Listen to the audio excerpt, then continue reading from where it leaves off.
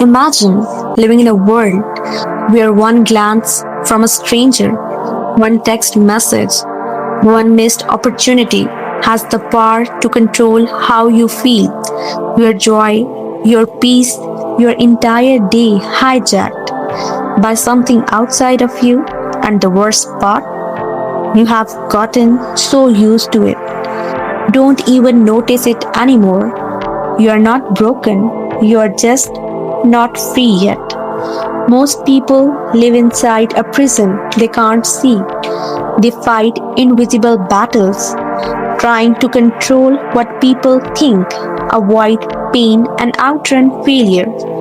But no matter how hard they try, life always finds a way in. A sharp word, a rejection, a delay. Each one slices through the armor, and they wonder, why does life always feel like it's happening to me, not through me? Later in this journey, you will discover the realization Carl Jung uncovered, a truth so simple and yet so devastatingly powerful. It can tear down every wall of that invisible prison. But before we go there, a quiet warning. Most people aren't ready for it. Most will hear it and turn away, choosing the safety of their familiar chains over the vastness of true freedom. But if you are still here by the end, it means you weren't born for mediocrity. You are here to remember what true mastery feels like. The world pulls its strings relentlessly, and most people, unaware, dance to the rhythm it dictates. A stranger's harsh word derails an entire afternoon. A minor inconvenience ignites a volcano of frustration. A glance, a delay, a disruption. Each becomes a spark that ignites internal chaos. Life feels like an endless emotional minefield where every step could blow open something painful inside you. And yet, it all happens so fast, so automatically, that very few ever stop long enough to ask, who is really in control here? Carl Jung had the courage to ask that question, and the truth he uncovered was as liberating as it was uncomfortable. Most people are not reacting to life itself, but to the unseen, unhealed parts of their own psyche.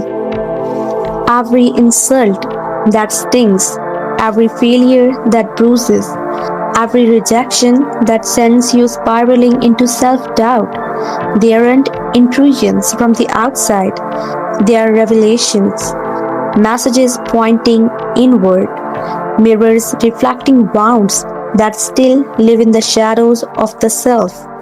As Jung taught, until you make the unconscious conscious, it will direct your life and you will call it fate. If a word can wound you, it is only because a part of you already fears it might be true. Life becomes a stage, and every player on it becomes a projection of your own hidden beliefs, insecurities, and forgotten fears. You're not reacting to them, you're reacting to the parts of you they unknowingly echo. The streets, the offices, the homes of the world are filled with marionettes, people pulled by strings they cannot see, reacting not to truth but to reflection. And yet there is another path, a rare one, a quieter one, the path of the awakened. Those who awaken no longer scramble to control the outside world. They no longer mistake noise for truth. Instead, they recognize the source of all power has always been within. They stop needing the world to behave in order to feel peace. They stop handing out pieces of themselves every time the weather changes. They stop giving away their energy to every storm that passes. They have stepped onto a higher plane, and every moment you stay here, absorbing these truths, you move closer to stepping onto it yourself. Because beneath every emotional surge, behind every sharp rejection, something ancient stirs. It is not the world that wounds you, it is the hidden self, the shadow, the disowned pieces of you that have waited lifetimes to be seen. Jung called this confrontation shadow work, the courageous act of looking inward, of turning the mirror around, of daring to meet yourself in the places you once ran from. It's not for the faint of heart. It demands a level of honesty that terrifies the ego. But every pang of jealousy, every wave of rage, every well of sadness is not a curse. It is a breadcrumb, leading you not away from yourself, but toward the places that were long abandoned, toward the very source of your power. Life, when seen through Jung's eyes, ceases to be an enemy. It becomes a mirror, a perfectly, brutally honest mirror. The anger you feel toward others, the judgment you harbor, the fears that grip your chest, none are imported from outside.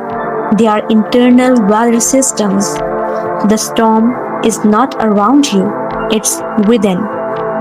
Imagine standing in front of a mirror, fist clenched, demanding that the reflection smile while you continue to scold. Absurd, right? But that's what we do daily.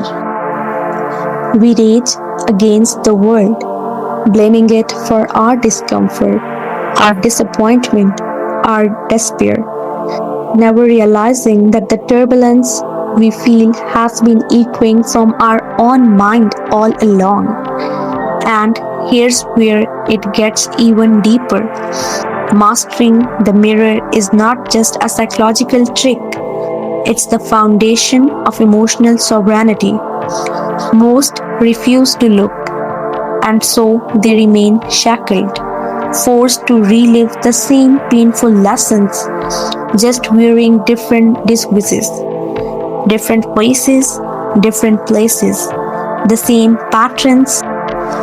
They chase peace in a world that can never deliver it. But the few who turn inward, who dare to meet their own shadow without flinching, find something extraordinary. The world loses its power to wound them. No longer prisoners of reflection, they move freely, untouchable, because they have claimed dominion over the only battlefield that ever mattered, the inner one. At the very root of human suffering lies a desperate illusion, the belief that peace can be found by controlling the outside world.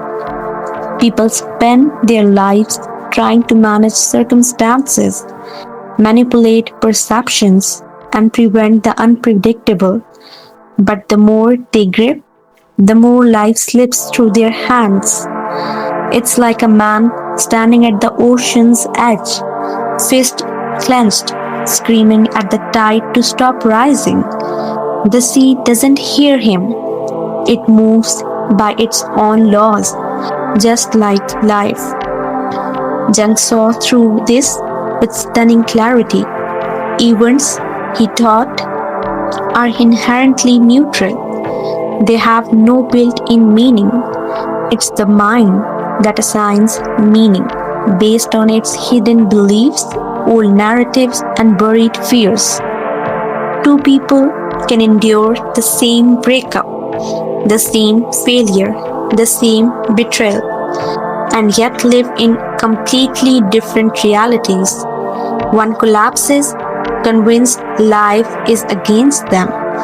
The other sees an opportunity, a call to grow beyond who they are. The world remains the same. It's only perception that creates either a prison or a path to freedom. The meaning isn't in the event, it's in you.